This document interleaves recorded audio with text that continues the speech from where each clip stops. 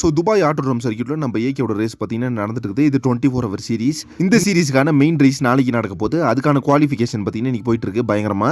So அதில் பார்த்தீங்கன்னா நம்ம ஏகே பார்ட்டிசிபேட் பண்ணிட்டு இருக்காரு. ஸோ எத்தனாவது பொசிஷனை வந்து வருவாருன்னு சொல்லிட்டு ஃபேன்ஸ் எல்லாம் பயங்கரமான எதிர்பார்ப்பில் இருக்காங்க. அது மட்டும் இல்லாமல் நம்ம ஏகே பார்த்தீங்கன்னா ஒரு தரமான இன்டர்வியூ கொடுத்திருந்தாரு. அந்த இன்டர்வியூவில் ஒரு ரேசிங் கரியர் அண்ட் அவரோட ப்ரொஃபஷனல் சினிமா இதை பற்றியெல்லாம் பேசியிருந்தாரு. ஒரு பயங்கரமான ரொம்ப நாள் ஆச்சு கைஸ் நம்ம ஏகேவோட இன்டர்வியூ பார்த்து அவ்வளோ சூப்பராக வந்து வேற லெவலில் பேசிட்டாரு நம்ம ஏகே. ஸோ இன்னைக்கு அந்த இன்டர்வியூவில் பேசும்போது நம்ம ஃபேன்ஸ்க்கெல்லாம் ஒரு பயங்கரமான சம்பவத்தை ஒன்று கொடுத்துருக்காரு. அது என்ன அப்படின்னு பார்த்தீங்கன்னா AK-64 வந்து யார் டேரக்ட் பண்றா, படத்தோட ப்ரொடக்ஷன் ஹவுஸ் யார், இதெல்லாம் தெரியாது இருந்துச்சு. ஏற்கனவே பார்த்தீங்கன்னா ஒரு டிஸ்ட்ரிபியூட்டர் கூட ஒரு விஷயத்தை ஷேர் பண்ணி விட்டுருந்தாரு. AK-64 ஒரு பயங்கரமான பேன் இண்டியா டேரக்டர் அப்படின்றது. அந்த படத்தோட ப்ரொடக்ஷன் ஹவுஸும் பார்த்தீங்கன்னா ஒரு பேன் இண்டியா ப்ரொடக்ஷன் கம்பெனி அப்படின்னு சொல்லியிருந்தாரு. கண்டிப்பாக பார்த்தீங்கன்னா அது அப்போ பிரசாந்த் நீல் கூட தான் இருக்கும். ஏன்னா பார்த்தீங்கன்னா பிரசாந்த் நீல் கூட ஒரு கதை கேட்டிருக்காரு அப்படின்ற ஏற்கனவே நம்ம நியூஸ் பார்த்துருந்தோம்.